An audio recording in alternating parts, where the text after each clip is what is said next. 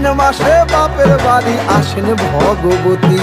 আশ্বিন মাসে বাপের বাড়ি আসেন ভগবতী। বলো গৌরী এলো দেখে জানো, গৌরী এলো দেখে জানো, গৌরী এলো দেখে জানো, গৌরী এলো দেখে জানো। ভবের ভবানী আমার ভবন করিল আলো। গৌরী এলো দেখে জানো, গৌরী এলো দেখে জানো।